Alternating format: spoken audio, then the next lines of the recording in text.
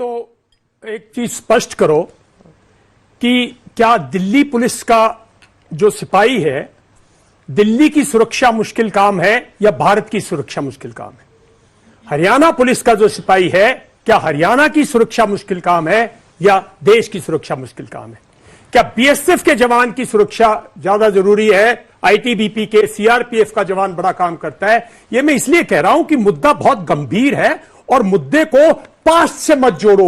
ये हो गया, कांग्रेस ने ये कर दिया, ना भाई ना। मुद्दा देश की सुरक्षा है, आज नहीं, जब आप बड़े होंगे, आपके बच्चे होंगे, तब का मुद्दा है। और मुद्दा क्या है?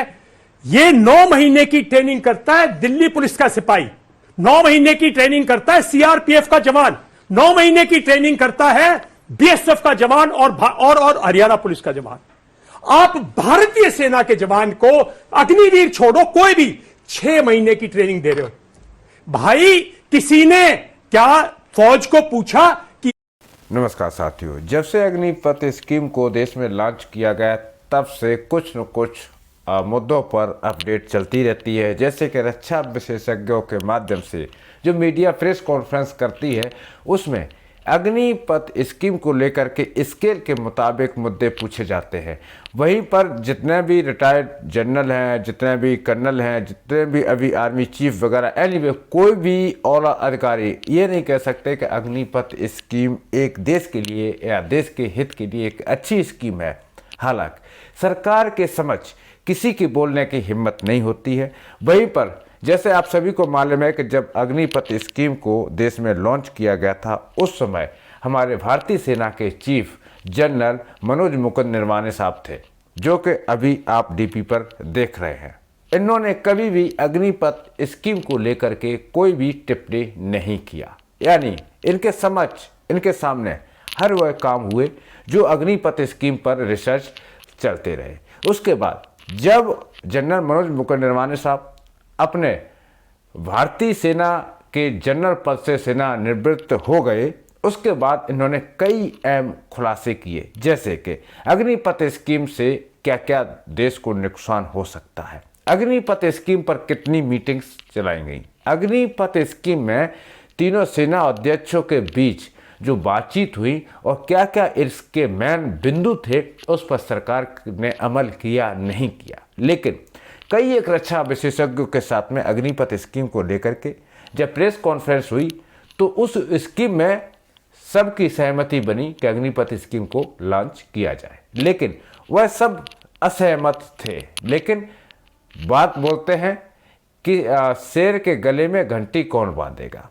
उस समय किसी के जुबान पर कोई बात नहीं आई और अग्निपथ स्कीम को देश में लागू कर दिया गया। अब बात आता है देश हित के लिए और देश सिक्योरिटी के लिए।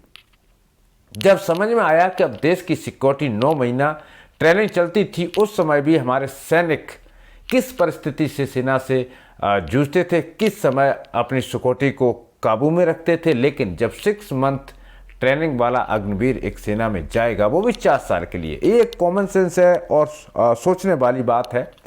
आप ही एक्सपोज करो कि आप हैं, आप हमारा वीडियो देख रहे हैं, हम आपसे ही पूछ रहे हैं, आपसे अगर कोई बोले 4 साल के लिए आप सेना में गए हैं और युद्ध चल रहा है, गोली सामने आ रही है, आप अपनी गोली लेने के लिए तैयार होंगे? अपने सीने पर गोली खाने के लिए तैयार होंगे? क्यों?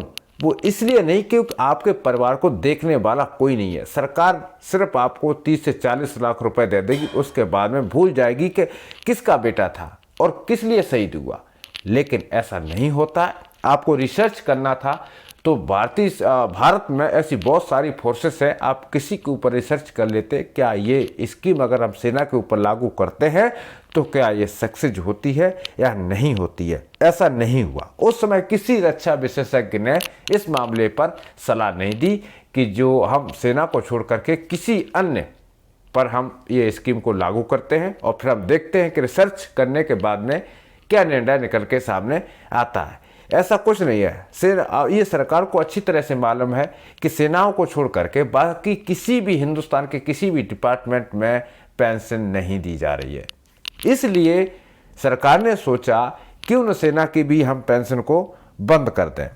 जब सरकार ने ये सोच लिया कि क्यों न हम सेना की पेंशन को बंद कर दें, और सरकार ने इसीलिए अग्निपथ स्कीम को लॉन्च कर दिया। अब क्या होगा, क्या अग्निपथ स्कीम के तहत युवा आएंगे तो सही 4 साल के लिए, जिसमें क्या मैन पावर भी कम नहीं पड़ेगी और सेना का कार्य भी चलता रहेगा, प्लस 4 साल के बाद में हम 25% को परमानेंट कर देंगे और 75% को बाहर निकाल देंगे, जिससे कि हमें एकदम से किसी को पेंशन नहीं देने पड़ेगी। जो 40,000 जब अग्निवीर भर्ती होकर के आएंगे उसमें से सिर्फ परमानेंट कितने होंगे, 10,000। अगर बात करूं 25% की, तब 30,000 को वापस घर जाना पड़ेगा, उनको 10-10 लाख रुपए का पैकेज ये पकड़ा देंगे। अगर बात करूं तो एक सैनिक एक साल में लगभग 12 या 13 लाख रुपए पेमेंट सैलरी उठाता, अगर हाई एल्टीट्यूड एरिया में उसकी पोस्टिंग है तो सरकार को इसका कितना बड़ा प्रॉफिट हो रहा 4 साल के दौरान, वह आप लोग सब समझ सकते हैं। और सरकार की कोई पॉलिसी लॉन्च करने का एक ही मकसद था, किसी तरह से देश की अर्थव्यवस्था को बचाया जा सके, वह अपने रिश्तेदारों को खिला सके। ये सभी को मालूम है, लेकिन आज के समय बोलने वाला कोई नहीं है। जितने भी राजनेता हैं उनकी कोई पेंशन पर इफेक्ट नहीं है। एक सांसद और विधायक की पेमेंट बढ़ती रहती है और पेंशन भी बढ़ती रहती है, और एक सैनिक की डीए बढ़ता है तो 2% और 1%। इसी के साथ जय हिंद।